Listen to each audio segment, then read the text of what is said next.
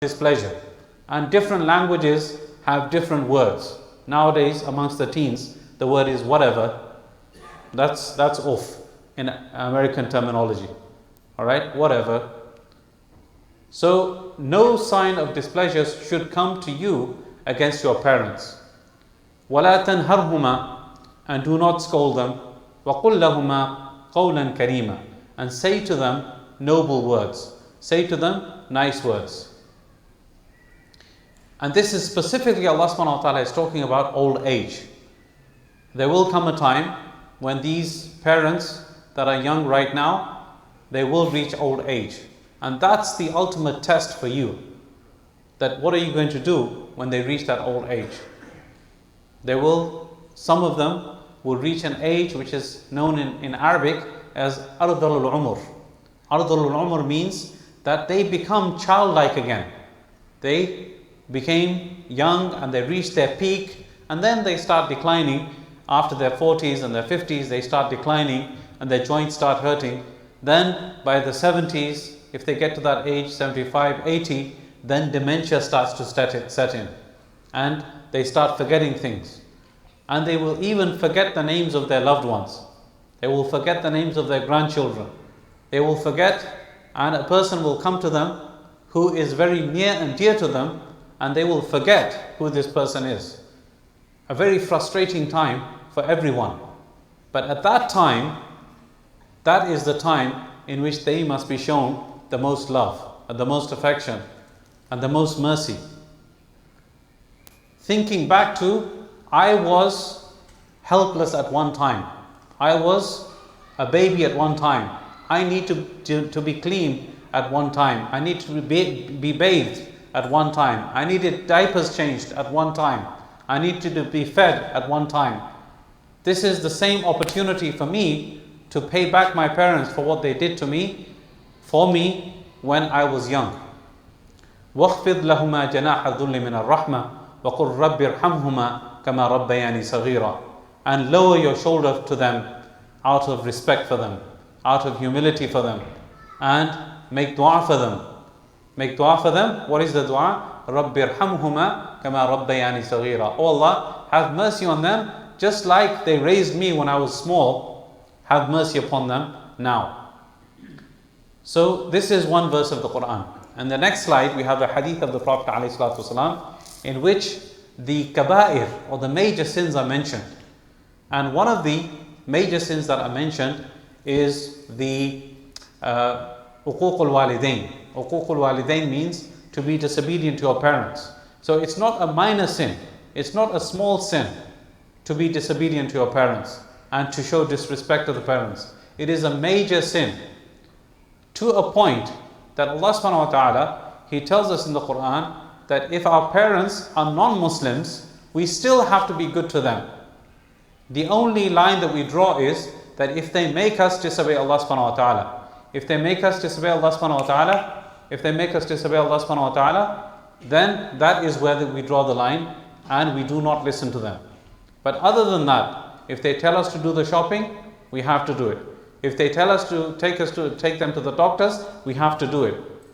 All of their commands we have to obey and make sure that we listen to them. But the only line that we draw is the disobedience of Allah subhanahu wa ta'ala. So even with non-Muslim parents. Next slide. Okay, so here on this slide we have examples of parents that are mentioned in the Quran interacting with their children. The first one is Luqman.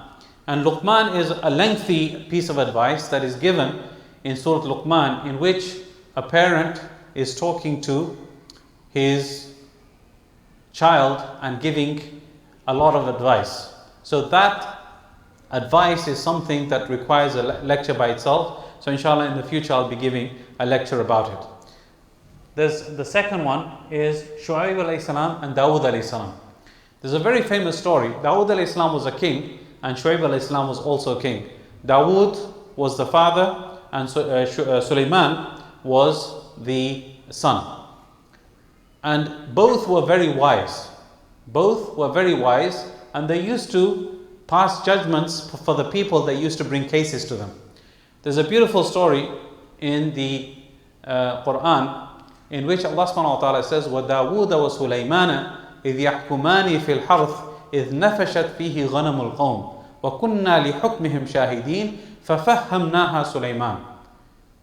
The story, the summary of the story is that Dawood alayhi salam passed a judgment. And then Sulaiman alayhi salam, his son, disagreed with him and gave him his own opinion. What do we learn from this? We learn that sometimes the parents, they can listen to their kids too. The kids are not always wrong. So what was the story? The story was that a man came to Prophet Dawood alayhi salam and he put a complaint in. He said, I have all of these crops that I've been working on for the whole year. And my next door neighbor, he has sheep. And all of the sheep came, and in one day they destroyed my whole year's work. And now I'm going to be penniless because my crop has been destroyed. So Dawood alayhi salam, he passed the judgment. He said to the owner of the sheep, give your sheep to him.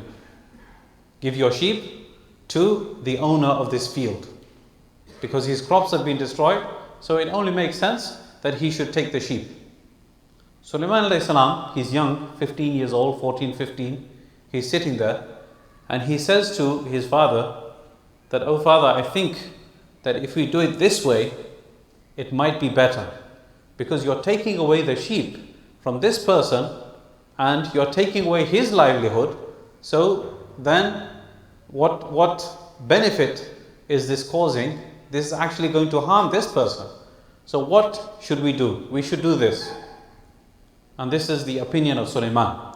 Sulaiman says, take the sheep and give them to the owner of the crops, and he can use the sheep, take the milk from them, sell the milk, take the wool, sell the wool, and benefit from the sheep for as long as this second person who owned the sheep, he goes back to the crop, grows the crop, and puts it as it was before and gives it back to the owner of the crop. And then he takes back his sheep. So Allah subhanahu wa ta'ala says, فَفَهَّمْنَاهَا سُلَيْمَانَ. We made Sulaiman understand the right decision to make. And Dawood alayhi salam accepted his decision. Dawood alayhi salam accepted his decision. And then basically the lesson we learn from this is that the young can give advice to the old and the old can take advice. It shouldn't be always one-way traffic. No, you have to listen to me because I'm older than you. This is the general trend that we have, right? Have respect to my opinion. No, have a two-way conversation. It's important to have a two-way relationship, bilateral relationship. Especially when the kids are getting into the teens, it's very difficult for a one-way traffic and one-way command.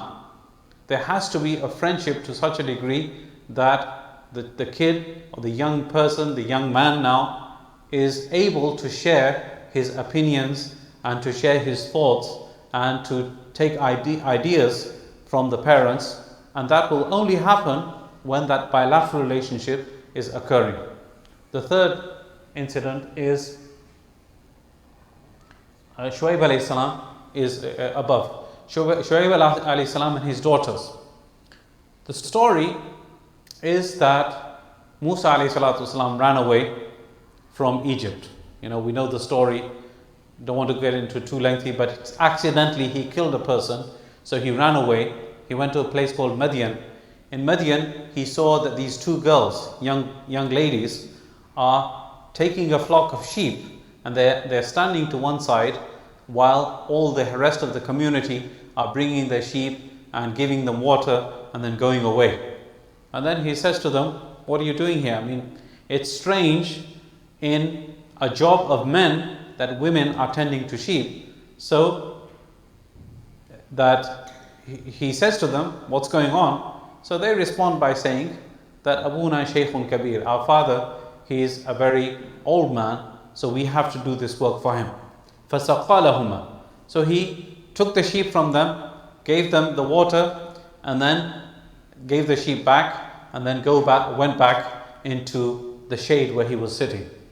So these girls, they went home, and the father was astonished that how come they came back early today when it usually takes them so long. So then they related the whole story about what happened. So the father sent the girls, go bring him back. So they brought him back, and here again we find that the daughters, so the whole story was exchanged between Musa alayhi salam and Shu'aib, who's the father. The whole story was exchanged, that how he got to Madian. And then after that story was exchanged, one of the daughters says to her father, Ya abat istajir, oh my father, why don't you hire him? She actually says, hire him.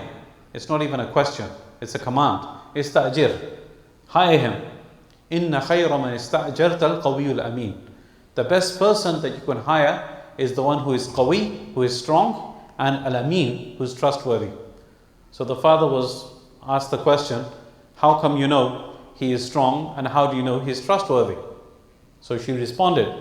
She said that when he was feeding our sheep with water, he picked up the lid of the well by himself, which is something that a few men have to do. So he is qawi, he is strong. And he is amin, because when we went to call him, because you told us to bring him, he didn't tell us to walk in front of him. He walked in front of us, and he told us to throw stones in the direction that we wanted him to go. So because if he was walking behind, then he could be looking at them, right? He could be looking at the girls, but he insisted that he walk in front and they should be behind him, and they should throw stones in the direction where he needs to go. So from this we find out he is trustworthy, and he is not a person who is evil in his intent. So immediately he hired him, and then he also offered one of his daughters in marriage, and they basically got married, and he stayed for 8 or 10 years in the service of Shu'aib alayhi salam before he left. But the point here is, again, girls are telling their father to do something. Bilateral relationship. It's not always one-way traffic that the father or the mother commands and tells and orders. There has to be such a relationship that the kids also feel comfortable advising the parents. So this is the second incident and the lesson we learn from the Quran. The story of Ibrahim alayhi salatu wasalam, Ismail alayhi salam, very famous. We know that they together built the Kaaba. Alright? This was something that was done together. Something we learn from this is that the parents, they should try to involve their kids in helping them out in doing things. A father-son bonding moment, washing the car together, for example. Okay, doing the gardening together, mowing the lawn together, helping out to pull the weeds. Doing it together rather than sending the kid out to do something. Have both of you do something, and this will give you a chance to bond. And this is what Ibrahim alayhi salatu wasalam and Ismail alayhi salam did when building the Kaaba. The other incident is of course Allah subhanahu wa ta'ala commanding Ibrahim alayhi salatu wasalam to slaughter his son. And he doesn't just walk in and say to Ismail, come, let's go, I'm supposed to slaughter you. Okay? He says, Ya bunay, inni ara fil manami anni adbahuka fanzur madha tara. He says to him that, oh my son, I saw you in my dream that I am slaughtering you, so think about that. What's your opinion? So it's not always a command, even though he knows that this is a command, an amr from Allah subhanahu wa ta'ala, but he doesn't impose that command upon his son. Rather, he allows him to make his own decision and helps him and makes him think about it. So what does he say? Ya abati fa'al ma tu'mar. Oh my beloved father, do as you've been instructed. سَتَجِدُنِي إِنْ شَاءَ اللَّهُ مِنَ الصَّابِرِينَ. You will find me from amongst the patient people. So again, we find from this, the father-son relationship, how is it that the command of Allah subhanahu wa ta'ala is not imposed, rather it is taught, it is instilled, and it's something that it's not, the imposition of it is not appropriate.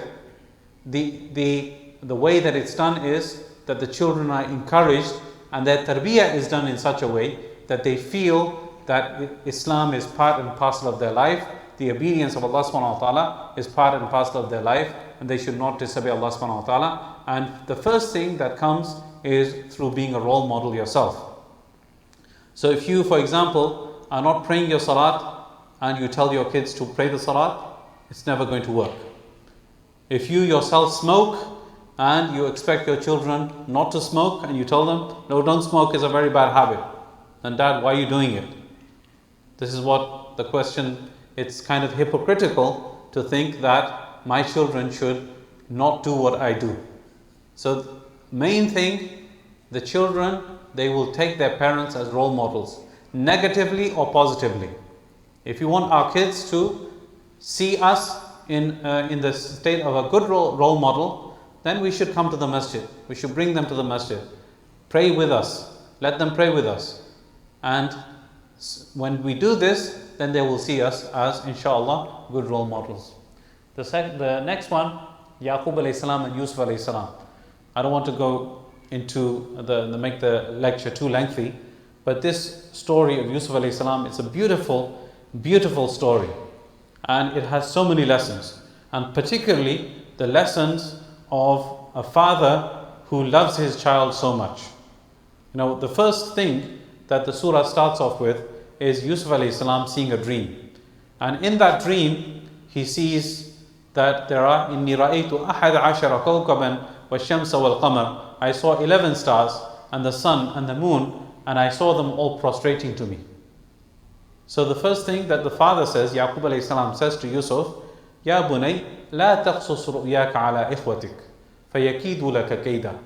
Don't tell your brothers about this dream, otherwise they're going to plot against you. So sometimes, and the children need to understand this, that the parent always wants good for the children, even though it seems like that, you know, why did my father tell me to do that? It was only a dream. Let me just tell my brothers.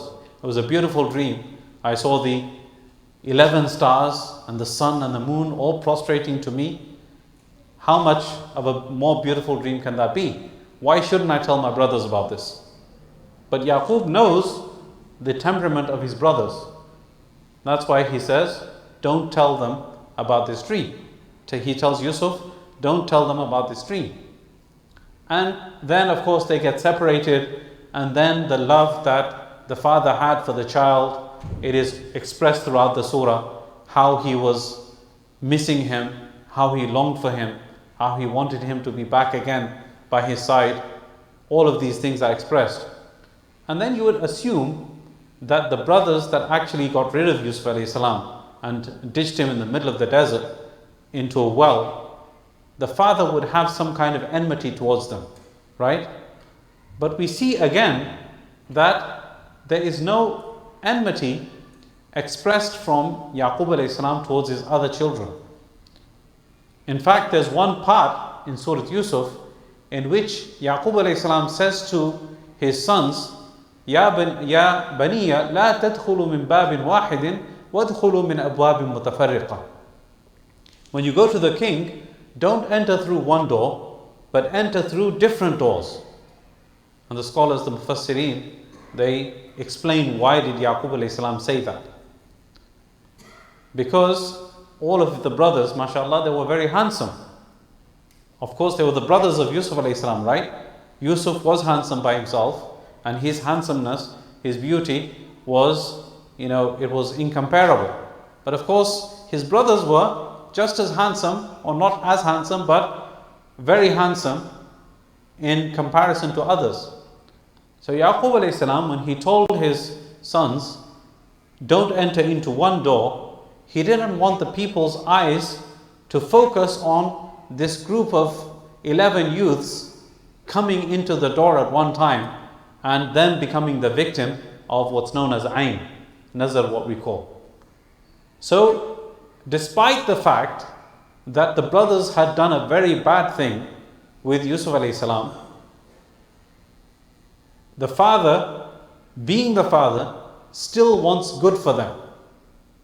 And the biggest lesson we learn from this is that, when you have difficult times in your relationship with your parents, but remember that that difficulty should not translate into the relationship being broken up. Because ultimately, whether you think it or not, as children, the parents will always want good for you. They will always want to protect you from any harm. They will always be worried about you. Okay, and frictions in relationship occur throughout one's life, and that will happen always in a parent and children relationship, but the parents will always want good for the children. Nobody will want bad to happen to their own kids.